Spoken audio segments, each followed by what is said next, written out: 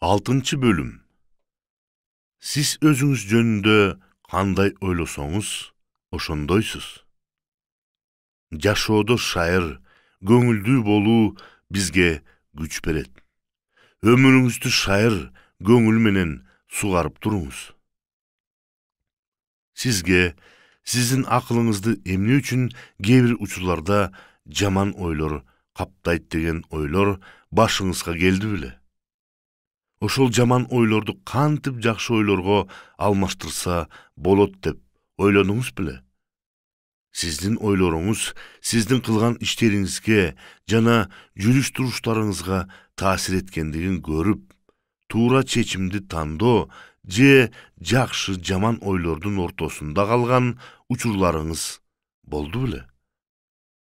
Бир нече каалоочуларды негизи эле уйкусу алардын жакшылык жамандыкты айырмалап тандоосуна кандай таасир берерин изилдөөчүлөр карап чыгышкан. Аларды 2 түн бою уктатпай кармашканда, жан дүйнөсүндө туура жана туура эмес деген 2 ойдун ортосунда турганда, туура чечим кабыл алуусу абдан төмөндөгөн. Бирок уйкунун жетишпестиги ар кандай чечимдердин туура же туура эместигине карата көз караштарын алмаштырышкан.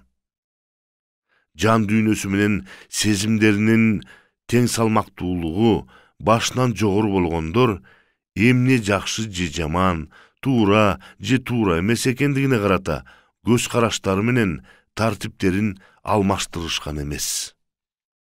Бул изилдөө жана башка ушул сыяктуу изилдөөлөр Кудайыбыздын ыйык сөзүндөгү түбөлүктүү чындыкты тастыктап келишет. Анткени анын жүрөгүндөгү ойлору кандай болсо, өзү да ошондой. Кудайыбыздын ыйык сөзү Сулайман пайгамбардын накыл сөздөрү.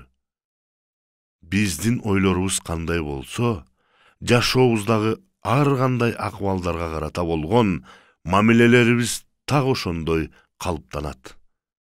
Биздин ойлорубуз биздин иштерибиз менен жүрүш туруштарыбызды башкарат. Биздин ойлорубуз сыртка биздин жүрүш туруштарыбыз аркылуу чыгат.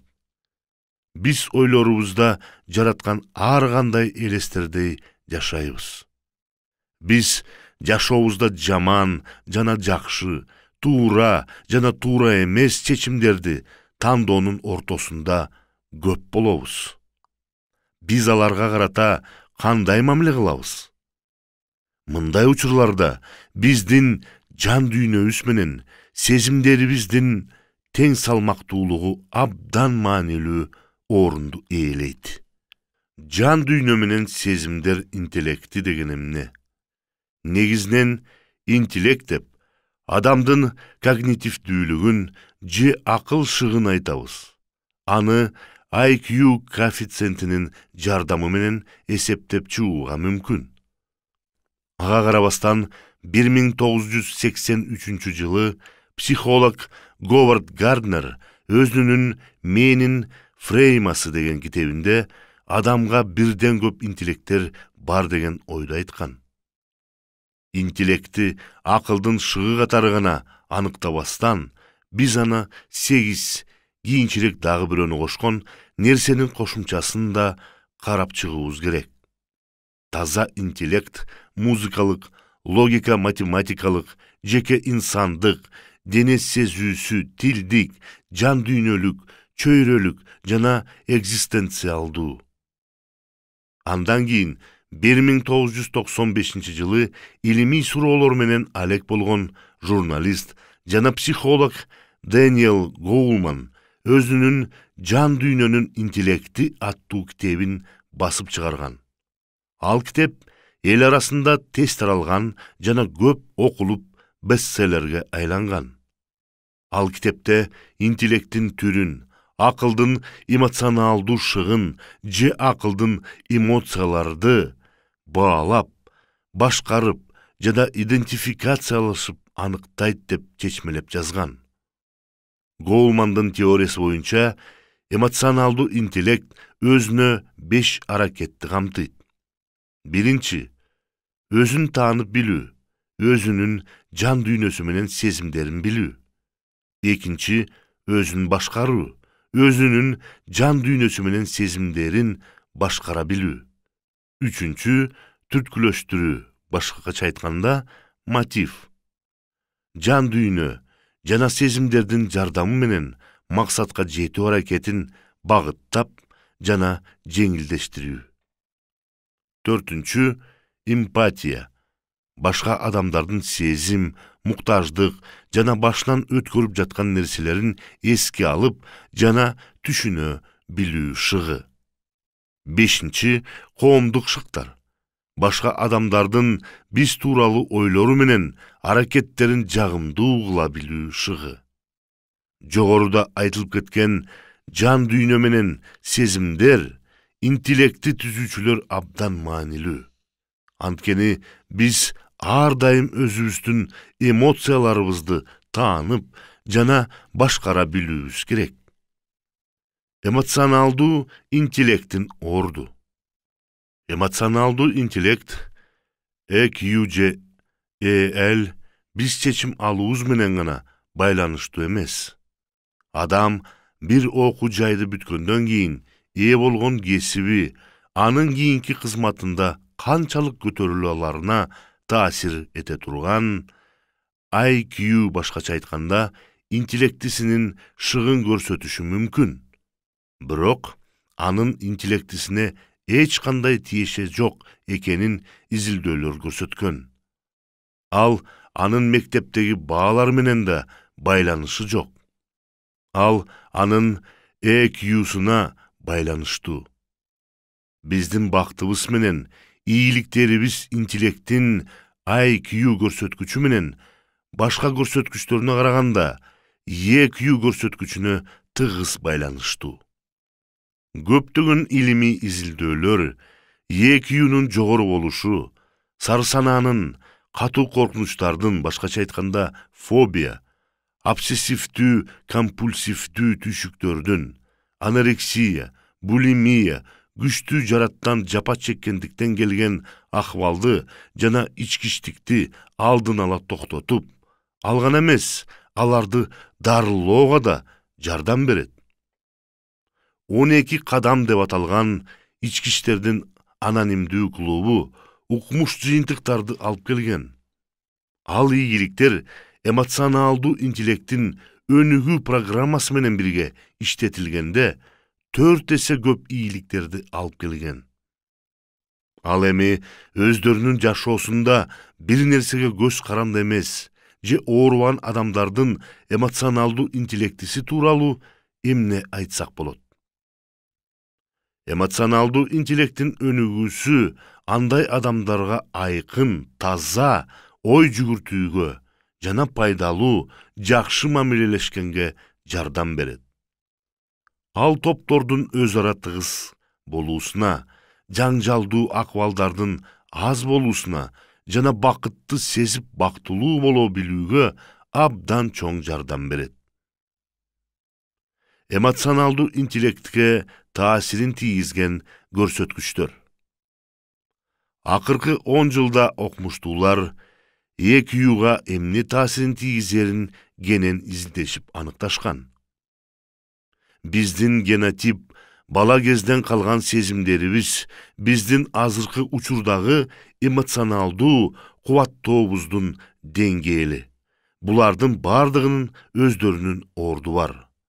Анын ичинде биз жеп ичкен азыгыбыз да кирет. Бонни Бисхалт вегетариандардын арасында эмоционалдуу көңүлдөрү саламат болгон адамдар көп экендигин даңазалап чыккан. Бул эркектерге да, аялдарга да таандык. Вегетариандуу тамактанууга өтүү кайгы капаны, коопсуздануу, коркуу жана сарсанаанын пайда болуусун төмөндөтөт. Анткени өсүмдүк азыктары өзүндө арахидондуу, кычкылтекти, мал канаттуу жана балык эттеринде болгон дүүлүктүрүүчү майларды камтыбайт. Биз кылган бардык аракеттерибиз биздин IQ-бузга жана эки үйүбүзгө таасирин тийгизет. Биз сыналгынын маңдайында канчалык көп убакыт өткөрсөк, биздин бир нерселерди ойлоп таап, жаратуу шыгыбыз төмөн болуп, жана окууда да ылдый көрсөткүчтөргө жетишебиз. Андан дагы буларга кошумча болуп, жан дүйнөбүз менен сезимдерибизди башкара албайбыз. Анын кесепетинен жыныстык жактан кылмыштар менен зордук мамилелерди кылабыз. Интернет, кыскача видео тасмалар жана видео оюндар өздөрүнө камтыган көңүл ачуучу нерселердин бардыгы бизге начар таасирин тийгизет. Ыйса Машаяктын шакирти элчи Павыл мындай деп жазган: Биз баарыбыз чагылдырып, окшошкон сайын өзгөрүлүп жатабыз. Кудайыбыздын ыйык сөзү элчи Павылдын корунуктуктарга жазган экинчи каты.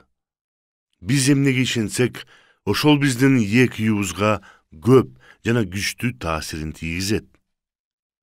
Биз ишенген көз караштарыбыз, башкача айтканда, алдыбыздагы акыбалды биздин баалагандыгыбыз, түйшүктөргө карата мамилебиз, биз унчукпастан ичибизден өзүбүз менен өзүбүздүн сүйлөшүүбүз, ушулардын бардыгы биздин эмоцияларыбызды калыптандырат. Ошондуктан биздин ишенип карманган көз карашыбыз, биздин айланабызда болуп жаткан нерселердин бардыгынан да биздин сезимдерибизге күчтүү таасирин тийгизет. Кудайыбыздын ыйык сөзүндө жазылган бир нече аяттарга көңүлүңүздү бөлсөңүз. Бир шаарда Ыйса Машаяк Теңирибизге ишенген Силас менен элчи Павылды сот ишинде териштирбей туруп, катуу сабап салышкан. Анан аларды эч нерсе төшөлбөгөн полу, топурак болгон, камакка, колу буттарын чынжырлап салышкан. Кудайыбыздын ыйык сөзү элчилердин иштери. Ошондой абалга карабастан, Павыл менен Силас жараткан Кудайыбызды мактап, даңктоо ырларын ырдап отурушкан. Эмне үчүн? Анткени алардын ойлору чындыгында болуп жаткан абалдан өтө бийик эле. Биз дагы өзүбүздүн жан дүйнөбүз менен сезимдерибиздин интеллектисин бир нече катуу тартиптерди карманып өнүктүрө алабыз. Ал тартиптердин үчөөнү Кудайыбыздын ыйык сөзүндөгү мисалдар менен сүрөттөп кетели. Шаулдун окуясы. Шаул падыша бою узун, сымбаттуу жана бай эле. Кудайыбыздын ыйык сөзү Шамуэл пайгамбардын биринчи китеби. Бирок алар анын эмоционалдуу интеллектиси менен эч кандай байланышы жок. Анын аң сезиминде начар ойлор пайда болуп, жана анын акыбалдары кабыл алуусу бузулуп, туура эмес боло баштаган. Ал бузулуштун эң аз дегенде 3 себебин билебиз. Биринчиси когнитивдүү бузулуу, абалы арттырып, күчөтүп, же болбосо басынтып, төмөндөтүп элестетүү. Башкача айтканда, Шаул мааниси жок нерселерди күчөтүп, ал эми чыныгы мааниге ээ болгон нерселерди басынткан. Шаул эмнени басынтты эле? Ага анын күнөөсүн көрсөткөн учурда ал башкаларды күнөөлөп, ал эми өзүн актаган. Кудайыбыздын ыйык сөзү Шамуэл пайгамбардын биринчи китеби. Эмне үчүн сен мени туура кылган ишимди карабайсың? Деп аны ашкерелеп жаткан Шамуэл пайгамбарга карата өзүнүн макул эместигин айтып жатты. Сен менин анча деле маанисиз жаңылыштыктарым менен күнөөлөрүмө күчтүү басым жасап жатасың. Шаул өзүнүн каталарынан эч нерсе үйрөнгөн эмес. Экинчи себеби, ал өзүнүн ойлорунда жашоого ага карата калыс эмес деген ойлорду пайда кылып жана күчөткөн.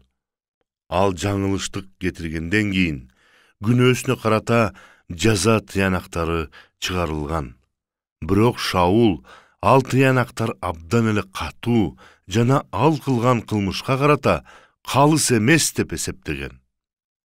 Ашкерелөө менен жаза тыянагын өзү жараткан Кудай пайгамбары аркылуу айтканы Шаулду ишендирген эмес. Мындай абалдарда бизге калыс эмес мамиле кылып койгондой сезилип, жана ал тууралуу дайыма эле ойлоно берсек, биздин жашообузда абдан күчтүү жана көп эсепте эмоционалдуу түйшүктөр пайда болот. Шаулдун оюндагы элестетүүсүнүн бузулуусунун үчүнчү себеби абалды күчөтүп, арттыруусу менен байланыштуу өзү тууралуу оюнун абдан күчтүү бузулуусу. Башкача айтканда, гипертрофия. Кудайыбыздын ыйык сөзү Шамуэл пайгамбардын 1 китеби. Муну дагы башкача куруу намыс, менменсинип, текеберденүү деп атаса болот. Анткени куруу намустуу адамдар абдан эле тез таарынчак болушат.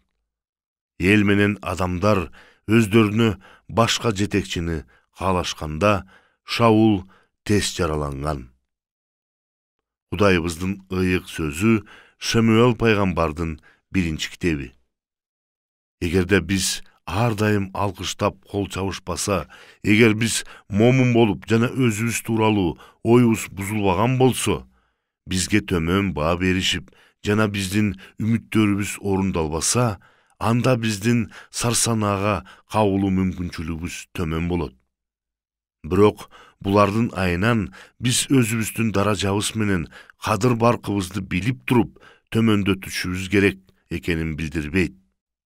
Машаякчы Ыйса Машаяк Теңирдин бул дүйнөдө жападан жалгыз адам калса да, ал үчүн курман болорун толук түшүнөт.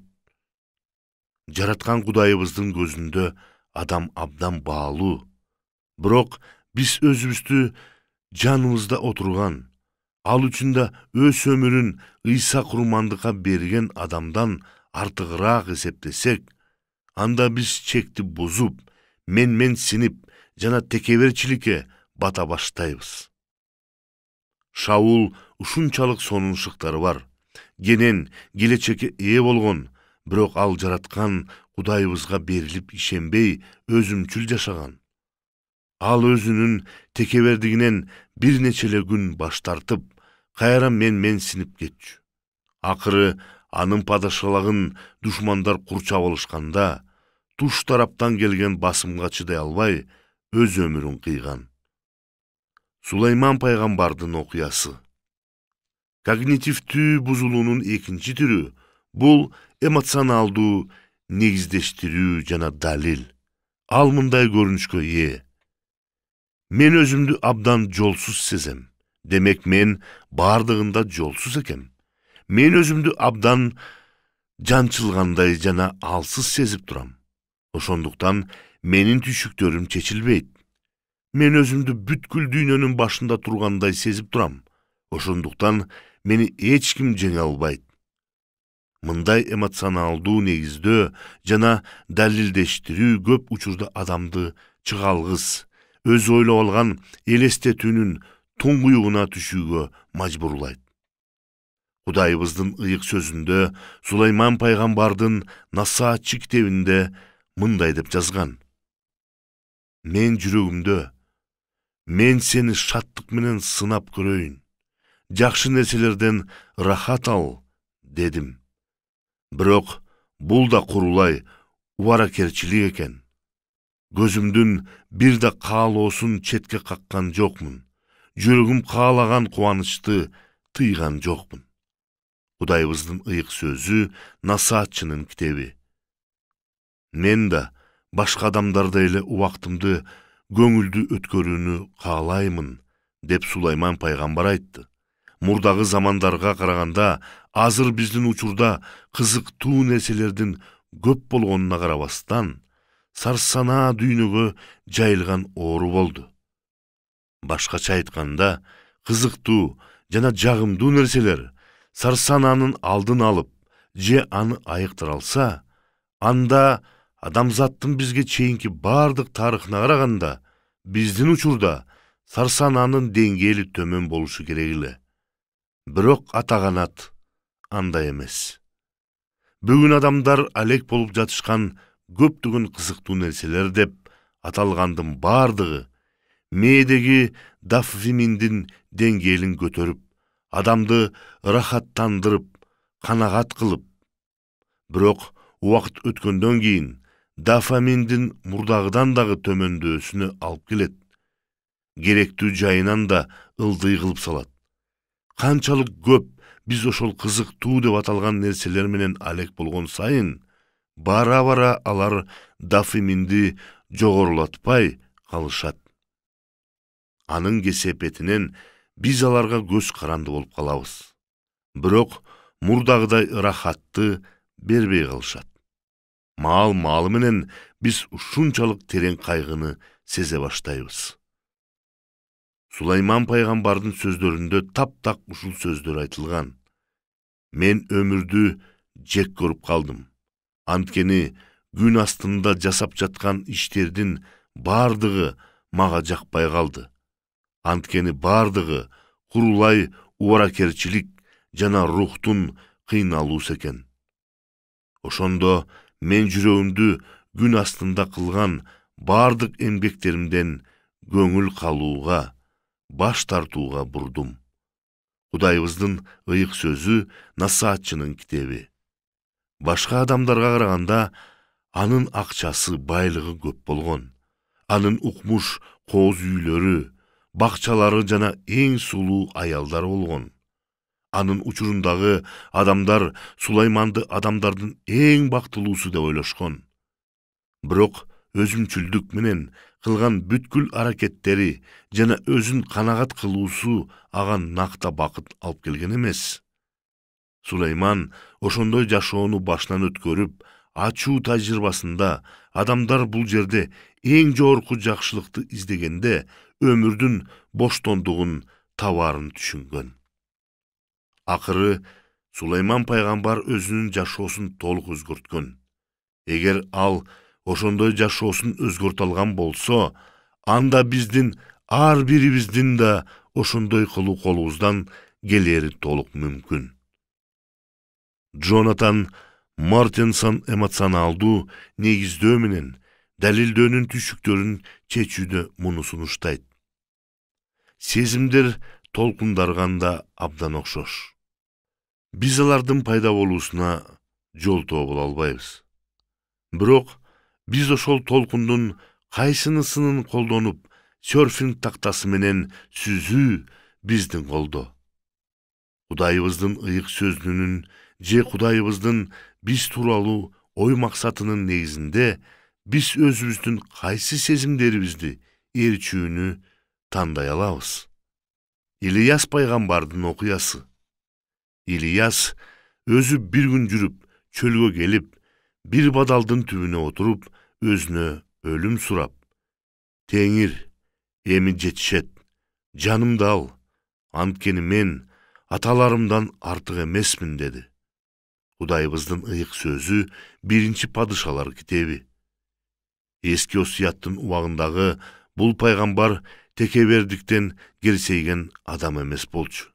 Ал алсыздыктарына берилип байкуш болгон эмес. Ал жөнөкөй жашоо менен жашаган. Ошого карабастан сарсанаадан кыйналган. Ильяс дайыма жараткан Кудайыбыздын эркин аткарып, жашоого умтулган. Бул сөздөрдү айтардан мурун ал Кармил тоосунда Кудайыбыздын кереметин өз көзү менен көргөн. Ал окуялар өткөндөн кийин Ильяска ал өмүрүнөн аз убакыттан кийин ажырап калуусу мүмкүн деген кабарды укканда көңүлү чөгүп, чыйпылыктай баштаган. Падышанын жубайы Изабелден коркууга Ильястын себептери бар эле. Ооба, анткени Изабел Кудай Теңирибиздин Ильястан башка пайгамбарларын өлтүрүп койгон. Жараткан Кудайыбыздын коргоосуна таянгандын ордуна Ильяс чуркап качкан. 40 күн өткөндөн кийин ал сарысанаага ушунчалык чөккөндүктөн ал өлүүнү каалаган. Ошондо Кудайыбыз Ильястын калыбына келиш үчүн программа жазып берген. Сарсанаадан жапа чеккен көптөгөн адамдарда эле пайгамбар да жан дүйнөсүнүн тереңинде жашынууну каалаган. Ильясты жашынып алган тоонун аңынан жарыка алып чыгуу үчүн жараткан Кудайыбыз жер титирөөнү жана ызгаарды пайда кылган. Бирок андан кийин Ильясты калыбына келтирүү үчүн абдан маанилүү бир нерсени кылган.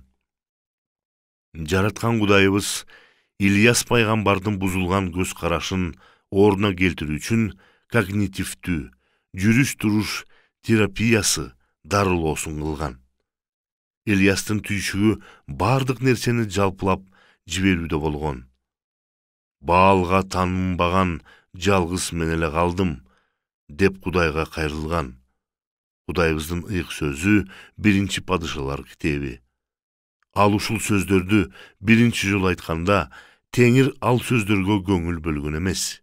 Кийинчерээк пайгамбар ал сөздөрдү дагы бир жолу кайталаган. Ошондо Кудайыбыз анын бардык нерсеси жалпылаштыруунун айынан андан ары да жан дүйнөсүнүн талкалана берүүсүнө жол берген эмес. Бирок мен Исраилда 7000 эркек калтырдым. Алардын бардыгынын тизелери Баалдын алдында бүгүлгөн эмес. Алардын бирөө да аны өпкөн эмес, деп жараткан Теңир өзү Ильяска айткан. Кудайыбыздын ыйык сөзү 1 Падышалар китеби. Сарсанаасын жеңүүгө Ильяска жардам берүү үчүн жараткан Кудайыбыз анын алдында бир нече тапшырмаларды койгон. Кудайыбыздын ыйык сөзү 1 Падышалар китеби. Ильяс пайгамбар Кудайыбыздын айткандарынын бардыгын аткарган. Ошондо ал жоң гана калыпка келбестен өлбөй тип-тирүү бойдон асманга көтөрүлүп кетүүгө укук алган. Кудайыбыздын ыйык сөзү 2 Падышалар китеби. Бошонуу. Эгерде сиз жан дүйнөңүздө жаман ойлорду сактап, жана аларды өстүрүп жатсаңыз, анда сиздин сезимдериңиз да начар болушат. Ойлор менен сезимдер биргелешип адамдын мүнөзүн түзөт. Бирок биз өзүбүздүн көнгөн ой жүгүртүүбүз менен көз караштарыбызды түп тамыры менен өзгөртүп, толугу менен башка адам боло алабыз. Кудайыбыздын ыйык сөзү мындай дейт: акыл оюңарды жаңылатып, тирүү аркылуу толугу менен өзгөрүлгүлө. Кудайыбыздын ыйык сөзү элчи Павылдын римдиктерге жазган каты. Биздин көз караштарыбыз менен ой жүгүртүүбүздүн бузулгандыгы менен макул болушубуз керек. Бирок аларды жараткан Кудайыбыздын эрки менен жаңылап, калыбына келтирүү толук мүмкүн. Биз өзүбүздүн жан дүйнөбүз менен сезимдерибизди, интеллектибизди кантип коопсуз жана жеткилең кыла алабыз? Биз туура жана ден соолукка пайдалуу тамактануу менен, уйкуга жетиштүү убакыт бөлүү менен, бизди ичибизден инсандыгыбызды талкалаган интернет, сыналгы жана кинотасмалардан келген зыян ырахаттан баш тартуу менен, когнитивдүү бузулуулардан, өзүбүздү көтөрүп менсинүүдөн, эмоционалдуу негиздөө жана далилден, бардык нерселерди жалпылай берүүдөн жана башка ушул сыяктуулардан эркин болуу менен биз өзүбүздүн жан дүйнөбүз менен сезимдерибизди, интеллектибизди коопсуз жана жеткилең кыла алабыз. Биз өзүбүздүн аң сезимибиз менен акыбылыбызды жакшыны жаркын ойлор менен толтурубуз керек. Ал ойлор биз жараткан Кудайыбыздын эркин түшүнүндө гана пайда болот. Ыйса Машаяк Теңирибиз мындай деп айткан: чындыкты билип каласыңар, жана чындык силерди эркин кылат. Кудайыбыздын ыйык сөзү жакандын жакшы кабары. Башыбыздагы жаман karаңgı oylordan arılуу үчүn аларды жакшы жарык ойлор менен алмаштыруу керек. Бизди талкалаган, ушунчалык басым кылган ойлор башыбызды ушунчалык жеңилдик менен ээлеп алышат. Бирок ошондой учурларда элчи Павылдын сунуштаган кеңешин колдонуу абдан маанилүү. Жердеги жөнүндө эмес, асмандагы жөнүндө ойлогула. Анткени силер өлдүңөр. Силердин өмүрүңөр Машаяк менен бирге Кудайда жашырылган. Силердин өмүрүңөр болгон Машаяк келгенде, силер аны менен бирге даңк менен көрүнөсүңөр. Кудайыбыздын ыйык сөзү элчи Павылдын колосстуктарга жазган каты. Бул Кудайыбыздын таасири жана жетеги. Алдында жазылган кеңешти абдан көңүлүңүздү кунт коюп карап чыксаңыз. Биринчисинен, Павыл бизге асмандагы жөнүндө ойлонууну сунуштап жатат. Биз бул сөздөрдү башкача айтканда мындай түшүндүрөт элек. Жараткан Кудайыбыздын чындыгы тууралуу ойлонгула. Силерди шайтан түртүп жаткан ар кандай азгырыктарга курулай көңүлүңөрдү ачуу үчүн уруксат бербегиле. Алар силердин ойлоруңар менен көз караштарыңарды калыптандырышат. Асмандагы жөнүндө ойлонуу адамдын аң сезиминдеги ойлонуу ишин, ойлорун жана алардын багытын толугу менен өзгөртөт. Анын эки себеби бар. Биринчи себеби биздин жашообуз Ыйса Машаякта жашырылгандыгын жаңыдан сезе баштайбыз. Биз ал аркылуу кабыл алынгандыгыбызды жана өзүбүздү анын коргоосунда сезе баштайбыз. Биз анда күч жана жардам таба алабыз. Айкач-жыгачта Ыйса Теңир жамандыкты толугу менен жеңип чыккан. Анын жеңиши биздин жеңиш. Кудайыбыздын ыйык сөзү элчи Павылдын колосстуктарга жазган каты.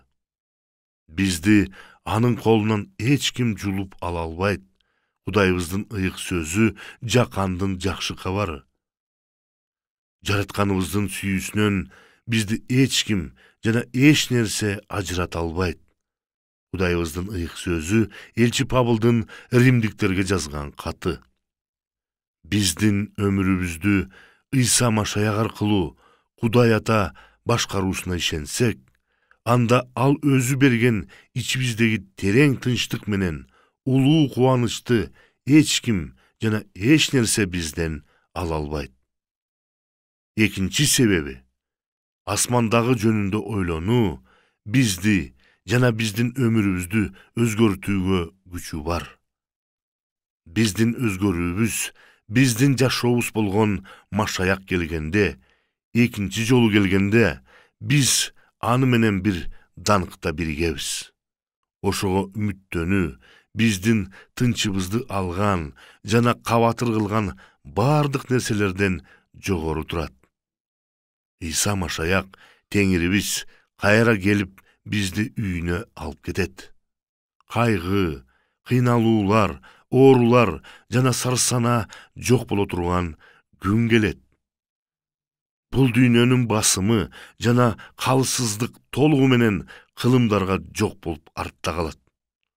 Ыйса Машаяк Теңирибиз аркылуу жана анда гана жашообузду бекем кайраттоочу, үмүткө толгон кубанычтуу ойлорго бүгүн да жана түбөлүк ээ боло алабыз.